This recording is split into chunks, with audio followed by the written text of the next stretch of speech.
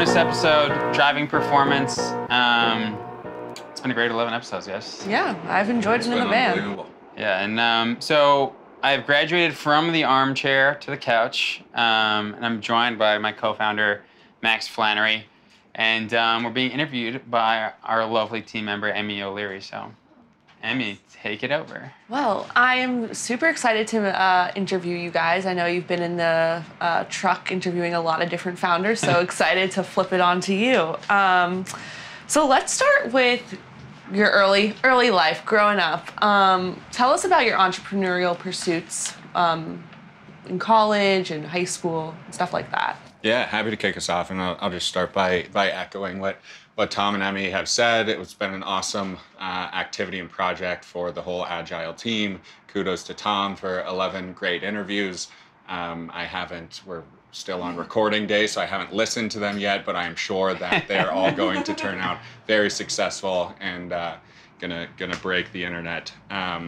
But yeah, excited to dig into our story, share not only with some of our team members and clients who haven't heard of it, but family and friends as well. So my name is Max Flannery, co-founder and CEO of Adgile Media Group, originally from Cincinnati, Ohio. Grew up in a family of very entrepreneurial people. My mom started an organization called Cancer Free Kids after my younger sister had cancer at the age of 6 months old. She is now a healthy, beautiful 27-year-old, but through that process, my parents realized that childhood cancer research is greatly underfunded, only getting 4% of the dollars the nationwide dollars, with adult cancer research getting 96%. So I was 3.5 years old when I saw my mom quit her job and devote the rest of her life to starting this organization and being this change in the world that she thought should happen. And I think that just at a very young age that instilled this idea in me that, you know, if you see an opportunity in the world, that you should jump on it and pursue it. So as I grew up, I went to St. Xavier High School and then Miami University in Ohio. And throughout all those stages in life was always just trying to tinker with different business ideas, whether it was a grass cutting business in the neighborhood or buying and selling sports tickets and concert tickets in college. And then eventually post-grad, I went to Chicago to do management consulting for Deloitte.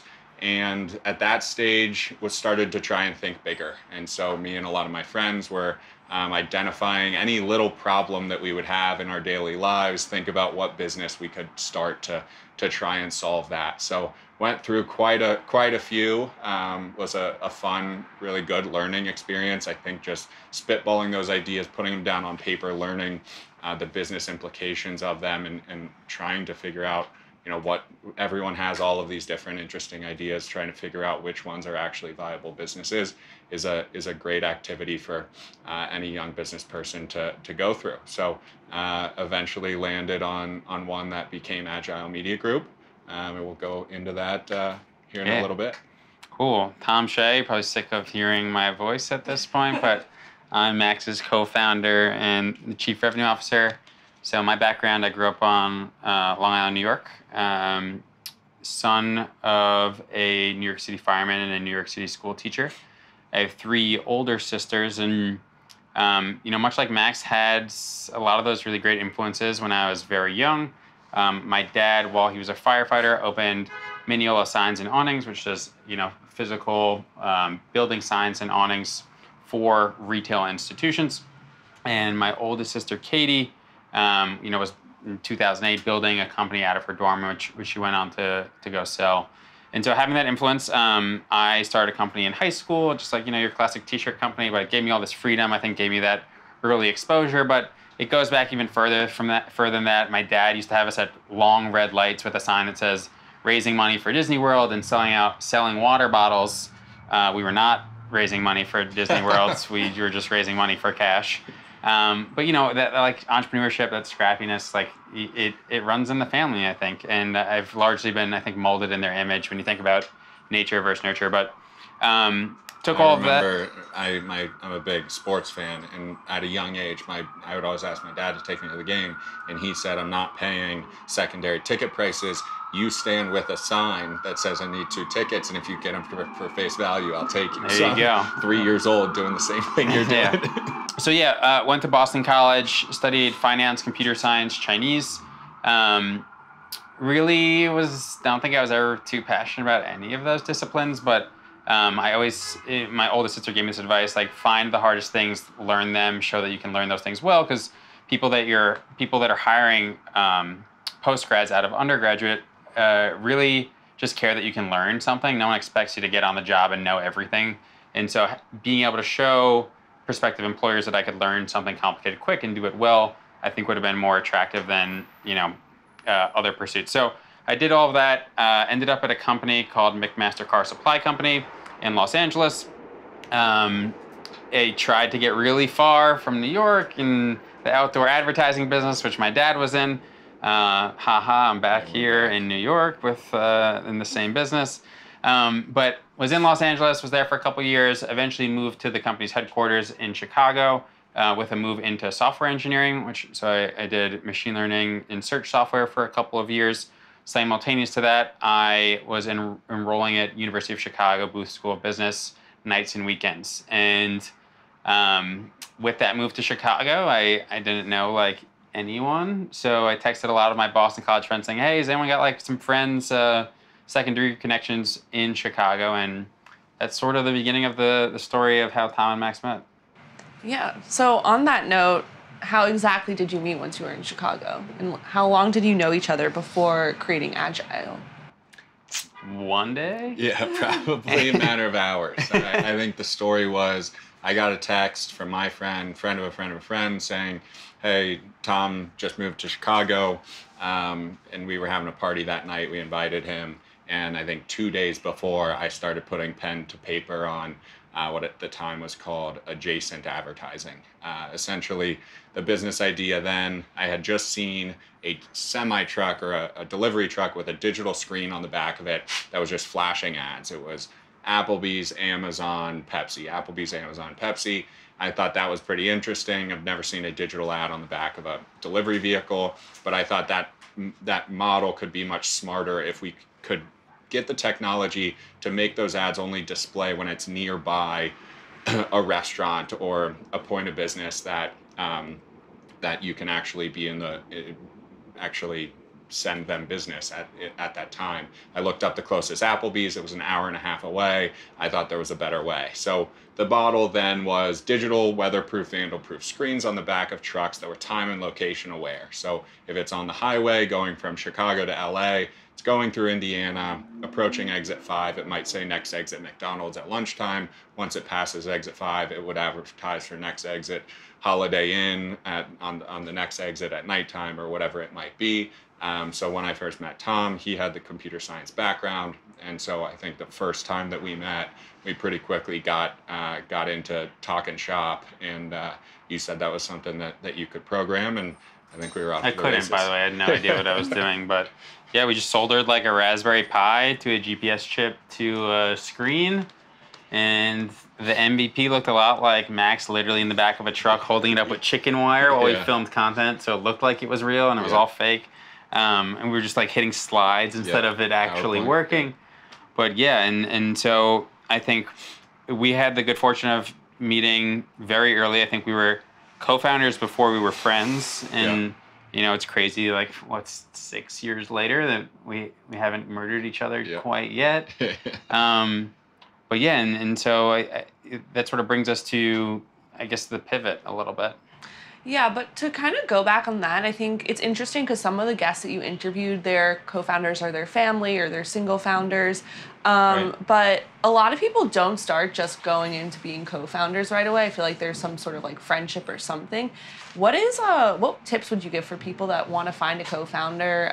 What do you look for? What are some red flags? I don't think there's any one size fits all approach. It's probably a very case by case scenario, but I think for us, it probably helped that we were co-founders first, because there was no chumminess or I think something I see sometimes when people try to start business with friends, and don't get me wrong, plenty have been successful, is priorities shift. Some people are putting in more effort than others, and it always felt sort of pretty even from the very beginning. And don't get me wrong, we're like very different people. And I'd say that's probably one of our strengths as founders. But I think it was better that we weren't. And obviously now we're incredible friends. Like Max and I spend a lot of time together.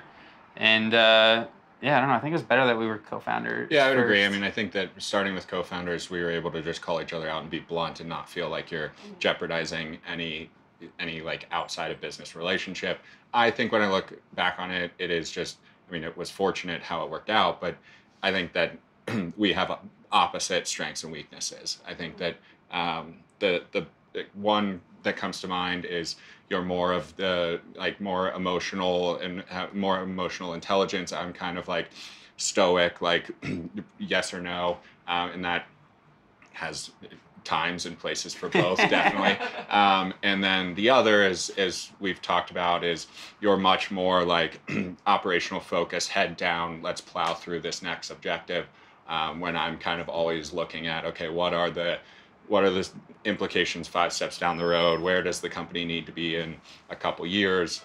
Where I feel like you're more focused on, how are we going to hit our goals this month, this quarter, et cetera. So I think the best advice that I could give is identify what your weaknesses are, what you don't like doing, and find someone that can bring that strength to Like the team. Max.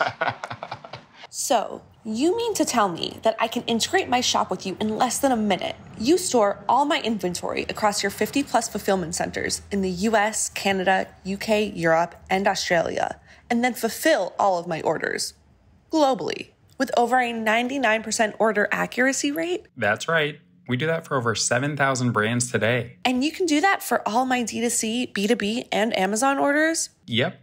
And when my next TikTok video goes viral or during the holiday rush, you can grow with me forever? Yes, again. Dang, that's the ship, Bob. Check out ShipBob at shipbob.com to unlock your fulfillment provider that acts as your personal chief supply chain officer. Well, I know Max is not a hugger, but Tom Yeah. definitely is. I know that was an uncomfortable that's moment. pretty on brand.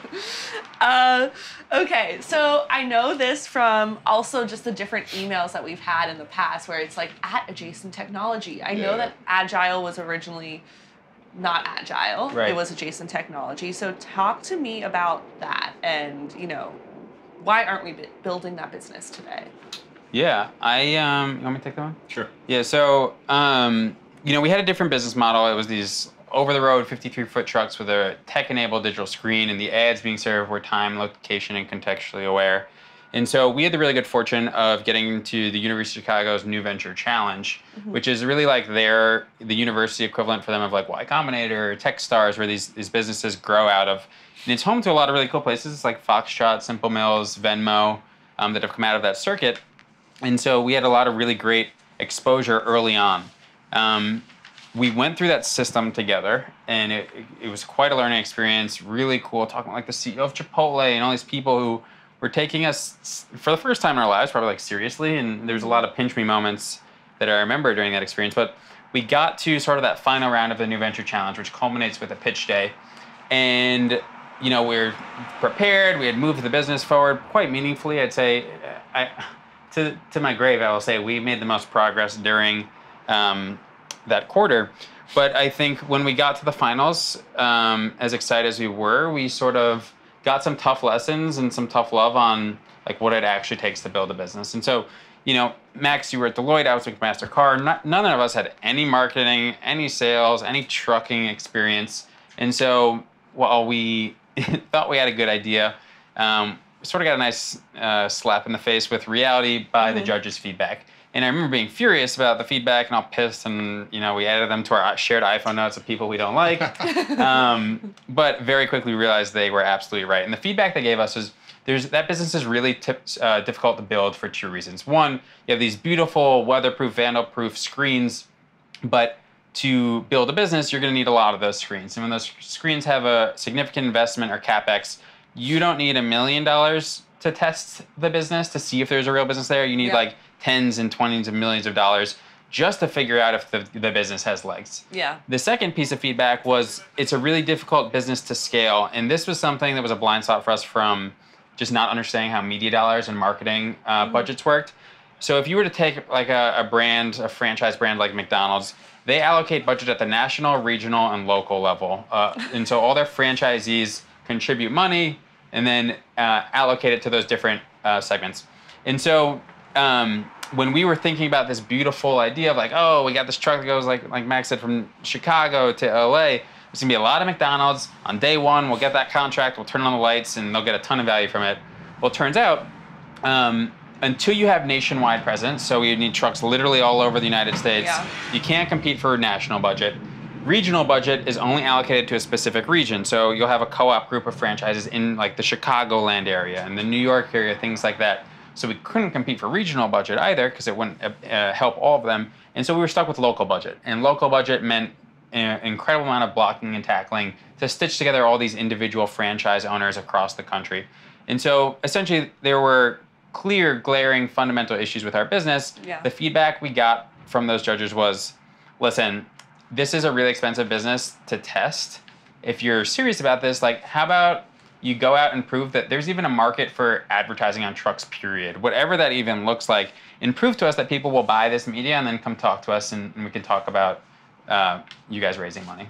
Yeah, that makes sense. But something that I'm curious about is getting that feedback after you put like years and time into this project, not project, your business. How do you take that? How do you not let that like totally discourage you and be like, well, these people who are super powerful said this is a terrible idea. I'm gonna just give up and call it quits. Yeah, I mean, don't get me wrong. I remember it was devastating at the time. I was at a out-of-home advertising conference at the time, and I remember we got the email saying like we didn't move on or we didn't win or whatever, and I just remember it was heartbroken that night, and I'm sure for the next couple months after, as we're kind of like just talking about where do we go from here. I think a few big lessons that came out of that. One is a lot of people talk about like listening to fatigue, or listening to critique or criticism when you're starting a business. And there definitely needs to be a decent amount of, you know, at the very beginning, many people told us, don't even try this, this isn't going to work. And they still to this day. And you have to have the ability to not listen to that. But this wasn't that. This was a group of very sophisticated investors all kind of agreeing that these are the pain points that you're going to run into, and how about you think about how to overcome those pain points. So I think once we kind of put our ego aside or got over our feelings being hurt, we then realized, okay, like let's just analyze what they're saying at the core of these are the two issues, and then identify, is there a way to build this business that that eliminates those as large hurdles. And thankfully, once we kind of put our emotions aside, we identified what is now Adgile Media Group. I think another thing that it taught me, and one thing that I wish I learned at a younger age, is that when you're trying to think of a business to start, a good idea or just something that should exist doesn't mean that it's a viable business model, doesn't mean that it's going to make money. And I never really understood that. I just thought like there should be movie screens on the back of trucks, like, just like weird ideas that I was, and then you go into it and it's like, okay, yeah, this is just, it's not going to be a viable business. So I think that was a good lesson to learn at a young age. And I think that as I, approach new business ventures now, the ROI, the payback period, the amount of investment, all of that is much more top of mind than it was a few years back. You clearly built a successful business today. I mean, I think you can just see from the podcast and the types of guests coming on, and we're in New York and I see our ads all the time in the wild. So talk to us about how Adgile got to where it is today. We talked a lot about Chicago, but how did you make that transition to New York? Yeah. So I think it starts with the pivot, like the functional pivot of the business.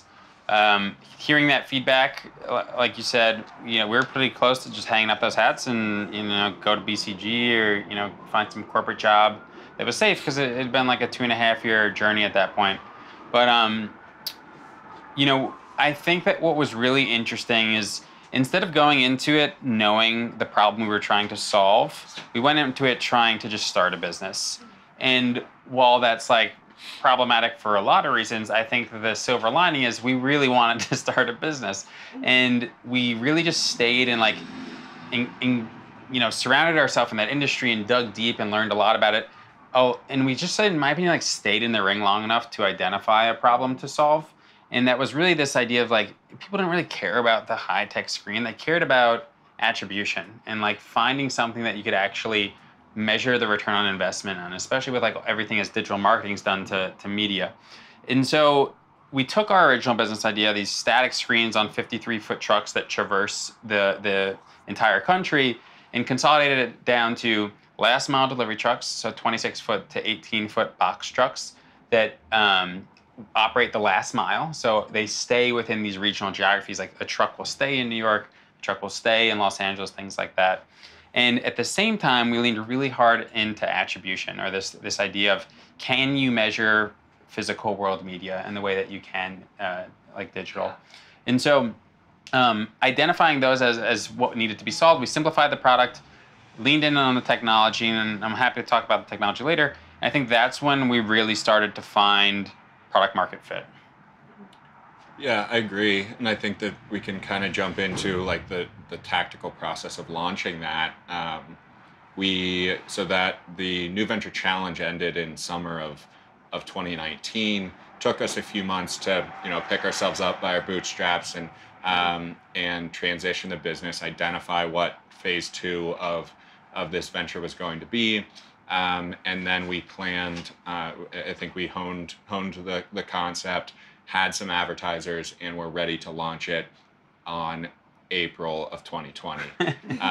So outdoor advertising, yeah. Global pandemic. So we were pretty excited to try again, and then obviously mid-March, especially in New York City, pretty quickly no one was on the sidewalk to see those advertisements. So another, what I felt like was a gut punch, just 9 months after kind of the first feedback with Adjacent. But looking back, I think that really just gave us 9 months to, I think our mindset at the time, after hearing the business you've worked 2.5 years on isn't going to work, try something else, was we are now impatient. We feel like we've now spent 3 years on something and still have practically nothing to show for it.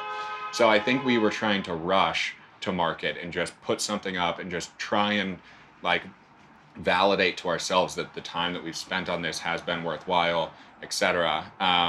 And I think that, not to try and find a silver lining in that second gut punch of the pandemic, it did give us 9 more months to hone in all the specifics. We figured out the in-depth details of what's needed in attribution, honed our marketing skill or marketing materials, really established a wide variety of trucking partners in the most populated, dense areas of each market.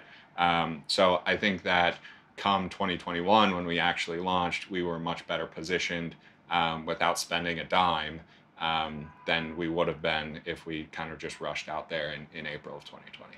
Yeah, that makes a lot of sense. And I'm wondering who your first partner was that you launched with. Yeah, that's a great question. So we're probably, if I'm thinking of a calendar, we're probably like fall of 2020 here, right? Mm-hmm. Is when we first started doing campaigns. So our first couple of clients, the first one was Gia Topicals, and I think Finn were like our first Slice. 3, and Slice, yeah. And really at this point we were just like giving away the product for pennies on the dollar. Essentially our hope was, we don't have any data. We've now figured out some of the roots or like the framework of how we would collect this data, but we had no evidence. And so we raised the family and friends round around that time. Bunch of like very small checks from family and friends. We activated like literally everyone. I was emailing like high school teachers at that point, if I recall. And we put together, I think, about $300,000, with the average check size being $5,000. And yeah, so we had those first partners come on, severely discounted, definitely below cost. And because we could measure it, we could see the results. And I mean, thank God, the results told the right story, and it was pretty consistent. And they also kept coming back. And I think something that's really interesting is, as we learned more and as we had more data, it starts to snowball, right? So we're getting new clients because we have these pre-existing relationships and all these case studies. We're also starting to stress test the price in the upper bound of like how much we can actually charge for this product to validate those assumptions. Like, could we actually sell this at a rate that would be profitable in the steady state? And I think something we learned pretty quickly is, we kept going back to those clients and we were like, hey, we've increased the price. You're on your like third campaign. Like, you can afford the billboard now. You just raised $10 million. We thought you were buying us because you were also a scrappy company and you were a startup and you were trying to like find a nice arbitrage opportunity. And I think something that really guided our future strategy is when we asked them, why are you still here? We definitely thought it was data, and I do think that was part of it. We definitely thought it was price, and again, I think that was part of it. But I think the biggest unlock that we got from that experience from our early clients is the ones that retained and were really performing, their response was, I like your product because no one knows it's an advertisement. Yeah. And so this gets into this concept of the virtual fleet. And the virtual fleet, really, we like took business from all sorts of categories in the beginning, B2B, HR software, consumer. And when we heard that feedback, and we looked also at like the case study data, it was clear there was something there of this, oh, no one knows it's an ad. And so we ran a long-form behavioral psychology study on this. And what we learned was people who see a branded truckside advertisement are under the impression that it is carrying the goods that are being advertised for. Yeah. And so what we unlocked with that is, one, it would inform where we would specialize, but two, like, we were giving brands an opportunity to really punch above their weight, give us this a validating IRL presence where people would see that truck and go, damn, like, they have their own supply chain. Like, I guess that company's doing really well. I guess that truck is delivering that product to all of my neighbors. And if all my neighbors are consuming that product, then I guess, like, maybe I'm willing to give it a shot, right? We're pretty impressionable as humans, as much as like we like to think we're not. And so that sort of catapulted and really informed, I think, what would become the future of where we would specialize in consumer, in adult beverage, in owned retail and franchises. And, sort of skipped a few chapters, but like is really core to our strategy today. Yeah, and I mean, thank God that first customer vocalized that, because that never crossed our minds in the early days. I remember being on that call and saying, if I buy a billboard, everyone knows I paid for an ad, but if I wrap 20 trucks, people think that my product's being delivered everywhere and it's flying off of shelves. And then once we doubled down on that, I mean, pretty quickly had Pepsi promoting their new products nationwide using our format, making it look like this new product is just flooding the market, being delivered everywhere. Yeah. And we have just kind of doubled down on that strategy ever since, and I have seen a lot of success with it. Yeah, I think that's so true, because we've been on pitches, and even when you're talking to other founders, they're like, oh, I saw the Flyby Jing trucks. I assumed like those are like, she must be killing it. So it's not just like regular, like even founders think that as well. Shout out to ShipBob, our sponsor. Yes. One of the greatest tweets was one of their investors flew into New York for an investor meeting with ShipBob and saw the ShipBob Adgile truck passing by, and he was like excited for the future of ShipBob. Yeah, they thought they were moving into freight. Yeah. They thought that their competitors started getting scared, being like, holy shit, ShipBob is now moving into freight. Like, what is our company doing to prepare for this? And these are like tens of billion-dollar valued companies, and we're sort of like influencing the situation. So it's a psychology. It's a really interesting, you're right. The behavioral psychology element of what we do, I think, is really powerful. Yeah. Over 7,000 customers like Pet Lab, Chamberlain Coffee, Hero Cosmetics, Spikeball, Dossier, TB12, Pit Viper, 100 Thieves. Tens of millions of packages shipped every year. 50-plus fulfillment centers across the US, Canada, UK, Europe, and Australia. An app store with 50-plus integrations like Shopify, Amazon, NetSuite, and many more.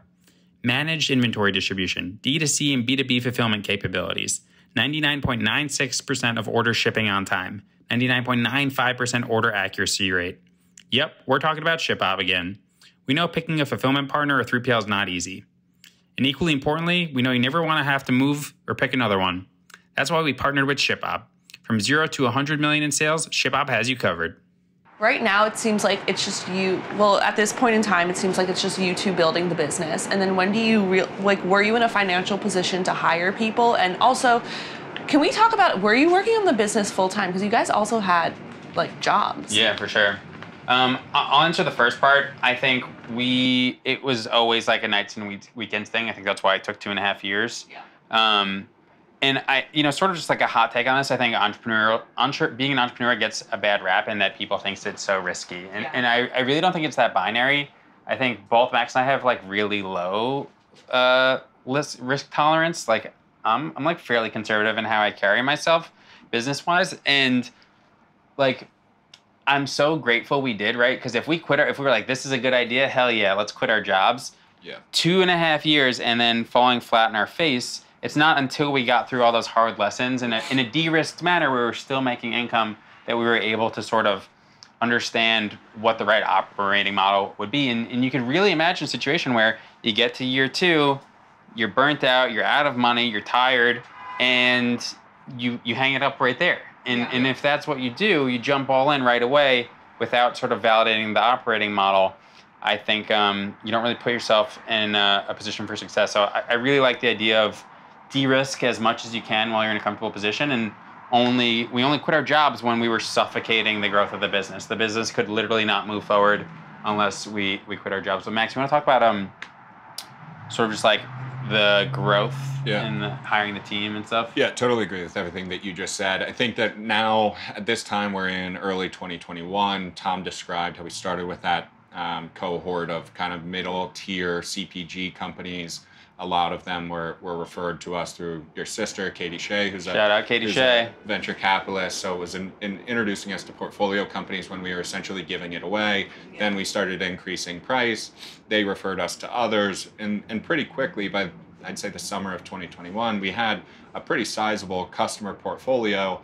And at that time, Tom, you had been full-time on the business for 5 or so months at that time. And I quit my job summer of 21 to join you. And then we also identified that we needed to hire to scale out a sales organization in order to, because even though we were both full-time, we were still suffocating the business. So we went to market with the intent of raising $1 million and were introduced to a world-class all-star team at Brand Foundry Ventures, CPG investors with an awesome track record. And I think they were attracted to us because they're primarily CPG investors that many of their portfolio companies were already advertising with us, or there were similar companies that they invested in as some of our advertisers. So their thought was, I love this form of advertising, and there's a lot of synergies with other investments that we've made. So was pretty interesting to go through that process. We ended up raising a $5 million seed round instead of one, which was a pretty big change. Also, shout out to them for essentially went into that trying to raise $1 million, and they were like, this is gonna take a lot more than you think it is. And I don't think it's really started to take off until we burned definitely more than $1 million. And then it really started to turn the corner. So, I think the importance and the plug for just people who definitely knew more than we did. And I think fortunately our position on this has always been, we know what we don't know, and we find people and surround ourselves with people that do know. Exactly. Mm-hmm. That reminds me of Amy Lou from Tower 28 when her friend was like, no, you need double. Right. But this is a couple million more. So how have things, after you raised that round, how did things start to change? I think that in my mind, especially once we raised the larger amount of money, that changed the growth trajectory of the plan of the business from, we're going to hire one salesperson, we're going to pretty much stay in our roles, and then just have one other person, under us who's assisting in selling, and kind of just continue this slow, gradual growth. To, okay, let's blow this out of the water, big capital infusion, and let's shoot for the stars. So I think that while one of our biggest strengths is knowing what we don't know and trying to find people that do know that or can handle that is their strength.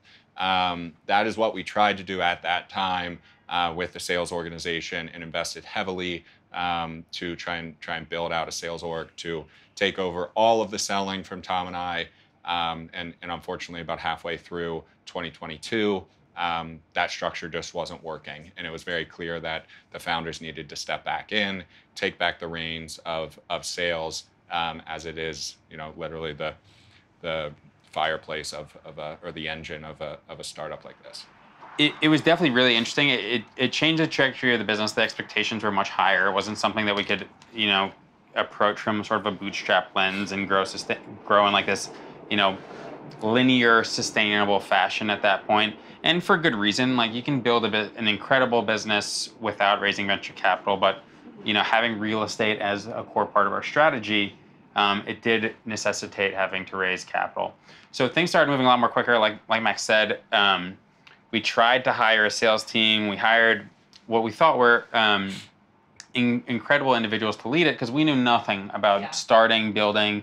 Like, we didn't have a formal sales background, anything like that. Yeah. And so, like Max said, about 6 months into 2022, I think we had 5 or 6 sales employees with pretty much no non-founder sales revenue to show for it. And so at that point, we were, starting to get a little uncomfortable. At least it started with just wanting to nose in, like, what's going on here. We thought we could, delegate this, which was absolutely a mistake. And so that culminated with, we hired our head of operations now, Carlos Reyes, from my last career at McMaster-Carr. There's a funny story around that where I got hired as a 10-person analyst class with Carlos in Los Angeles, and I remember being like, he was someone I was afraid of almost, where I was like, we will meet at the top of this company, and we will have to jockey for the same position, and we're gonna have to hate each other. And fortunately, that's not how that story ends. I went to Chicago, he stayed in LA, he went to UCLA, I went to Booth, and we were able to join forces.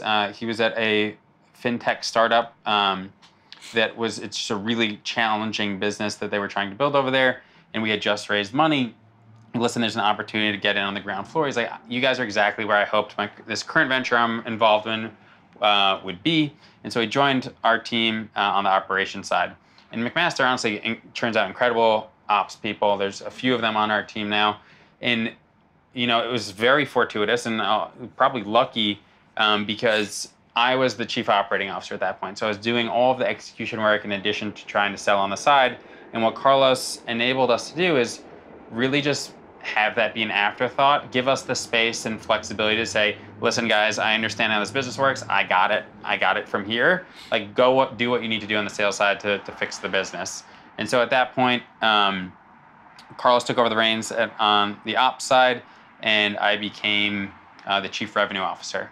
And so I was always obviously pretty intimately involved in the sales process, but that was my first time really, just leaning into it. And to be honest, I love it so much more than the ops side. And so it's been a pretty cool evolution. It's tricky, right? You don't know you're good at sales. But I say it a lot at work. We don't sell media, we sell trust. We sell trust first, media second.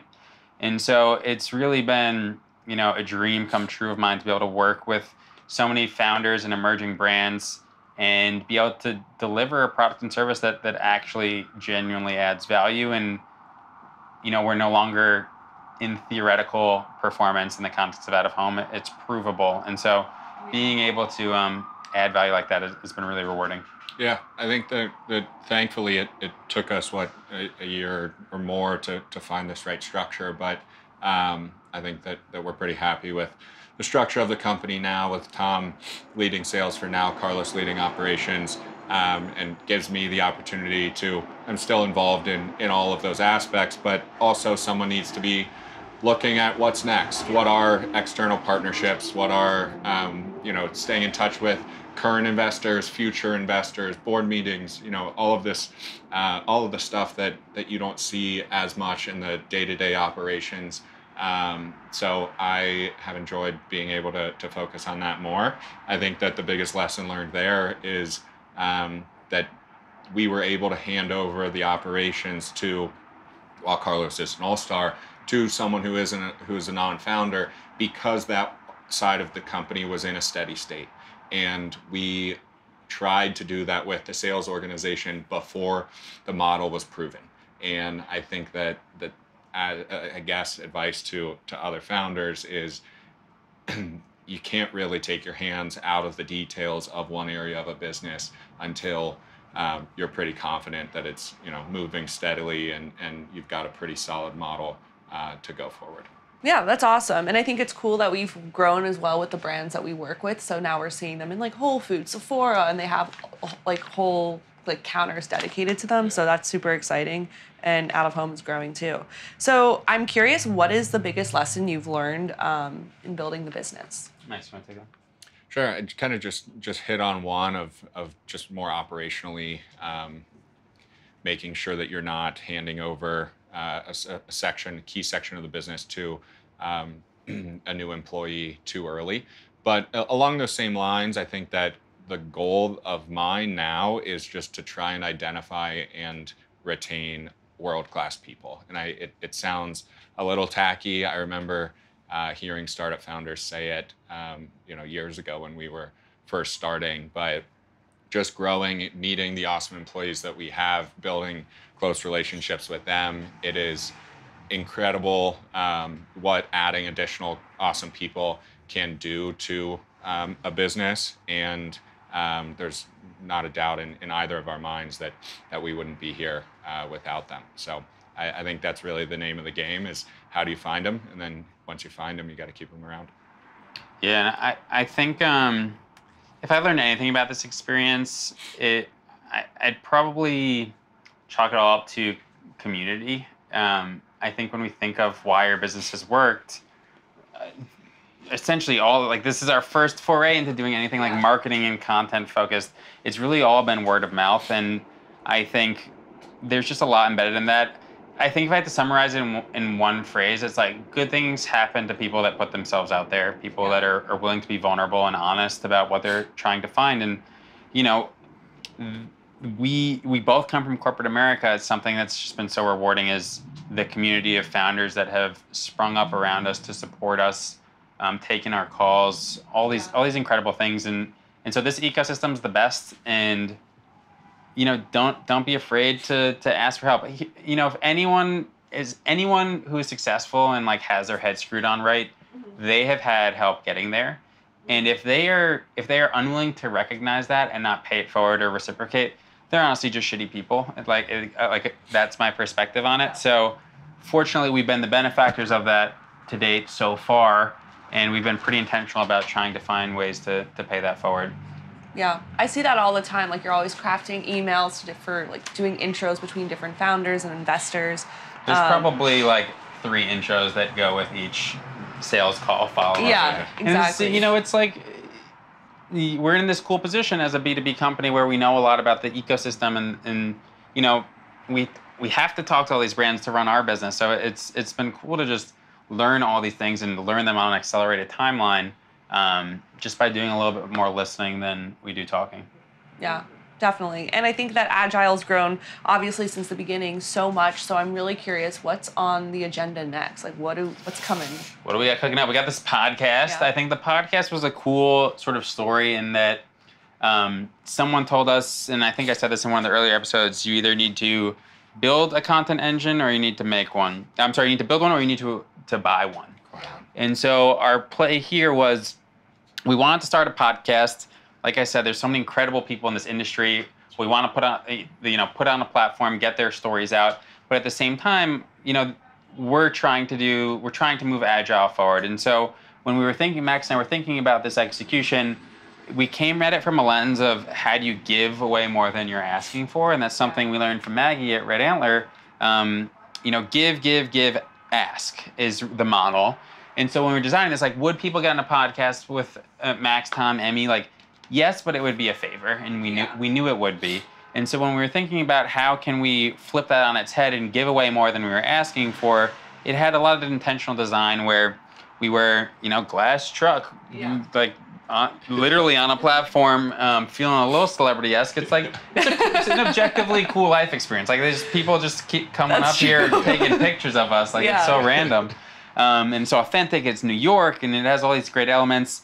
The other element was like, trying to get them some marketing, like make it a little bit of a tentpole marketing moment, like get their brand up here, post about, give them content to post about.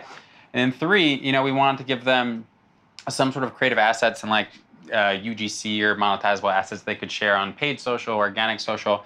So it really had some like thoughtful design. And I think that's what's contributed to its success. It was a really good experience for us. And I feel lucky that we get to do things like this. Yeah, it was a fun project. I think outside of the podcast, I think we are thinking about, what's next as far as investments concerned, maybe additional venture capital rounds in the future. Additionally, is this just a truck side advertising business, or is this data driven out of home? Like what formats are we going to focus on? And I think there's a couple exciting updates on the horizon. We sold $6 million our first year and did $80 million in sales last year. That's what the COO of Adventure Challenge, a longtime customer of ShipBob's, shared with ShipBob the other day. The pace of growth for Adventure Challenge has been insane, but it wasn't all positive. It started with a failed crowdfunding project. Then investors assured them that their business would fail. They raised $0 in outside capital. And it somehow only took a few years to hit $80 million in sales. They started off fulfilling all orders themselves. They'd have U-Hauls packed with thousands of products, making endless trips from their storage unit to the post office. It was not scalable. It was definitely hurting their growth. It definitely wasn't fun. That's when ShipBob started their partnership with Adventure Challenge. By being able to focus on growing the business and product development, sales took off like a rocket ship. While Adventure Challenge initially focused on D2C sales, their popularity started driving other conversations. They started to stock several hundred smaller boutiques across the country, then Francesca's, then Kohl's. And while they're based in California and most of their customers are in the US, the word of mouth and viral videos on TikTok and Instagram started driving demand around the world. So then they started filling orders out of Canada, and then the UK, and now Australia. From a failed Kickstarter and getting $0 in outside investment on day one to over $80 million in revenue, Adventure Challenge has defied the odds and built a global powerhouse brand alongside their partnership with ShipBob, who's there to help you completely unlock your brand's growth.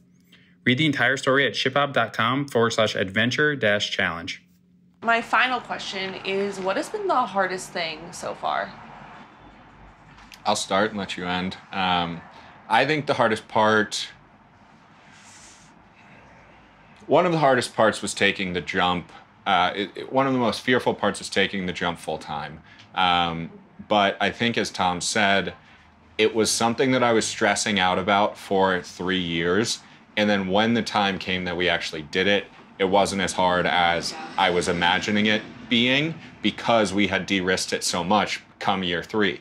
But from day one that we were talking about this, we were saying, when are we going to quit our jobs? Because we wanted to. It's always, when you're starting a business, it's your dream to do that full time. So I think that there were some, sleepless nights of, should I really do this and stuff like that. But thankfully, when the time came, it wasn't that difficult. I think that the biggest struggle is just finding the right people, the right organizational structure. I mean, hiring is so hard.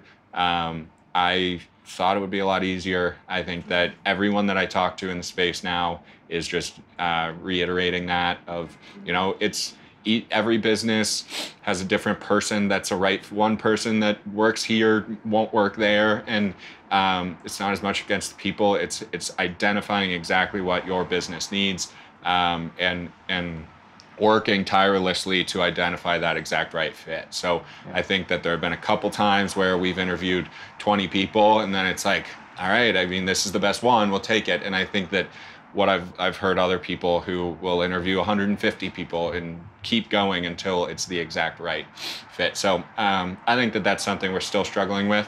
And hopefully one day we'll have a model and get that down pat. Fortunately, everyone we've talked to says that is consistently the hardest part of all of their businesses. So at least we're not alone on that island. But yeah, Max, like you said about being uncomfortable taking the risk, but when we went out and fundraised, one of our important lines was, listen, I wouldn't feel comfortable taking your money if we hadn't de-risked this business enough to be pretty confident we have a better chance than the S&P in terms of return on your investment.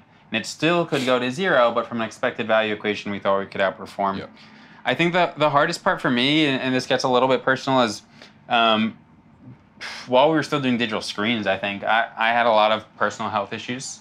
So I won't get too into the details, but I actually left my last job while on disability. And I tried many times to get back, and to their credit, they were great about it, trying to find different roles that worked with all of their neurological and physical symptoms I was having. And I really just couldn't hack it. And I think what it taught me, or the scary moment for me, is I felt deficient and like I had taken a step back and I had sort of lost my touch a little bit. And then it was being acknowledged by them in that they were trying to find other roles for me within the organization that were less intense and I personally felt would stifle my career growth. And so I had this internal feeling of like, I'm not okay. And then it was being validated by my employer. It was like, yeah, this guy's not okay. And so I'll be honest, like I still battle all of those things. I think what's been really nice or what's really driven the business forward is I think I've had a little bit of something to prove, if nothing but to myself, that like I felt like I'd taken a step back and I took all of that emotional baggage that was caught up in that and applied it to the business and like really put my all into it to get it to where it is today. And so it's definitely been a ride. Like I said, I struggle with a lot of those things, but at least one part that is nice about it is when you can sort of design your own life. And I think having the flexibility to not have my working hours be 9 to 5, like I'll work at like 2 a.m. if I want to, and I do no meeting Wednesdays, which we gotta get better about that. Yeah. Back in the meeting Wednesdays. But yeah, so I'd say that's been the biggest challenge. Like I said, I still deal with it today. But I'm grateful to be in a place where it all feels a little bit more manageable. Yeah, I think that it can get hard to remember to take care of your health when you're this business at this stage. It is your child, and you're putting everything into it. But I think one thing that we need to remind ourselves of is that the business will crumble if your health does as well. So need to find some sort of balance. And I encourage other entrepreneurs to do that as well. But I think that's a wrap. That's a wrap. That's awesome. Thank you, Emmy. Thank you. Thank you, and thank everyone for listening to Season 1. Season 1 of Driving Performance. Season 2.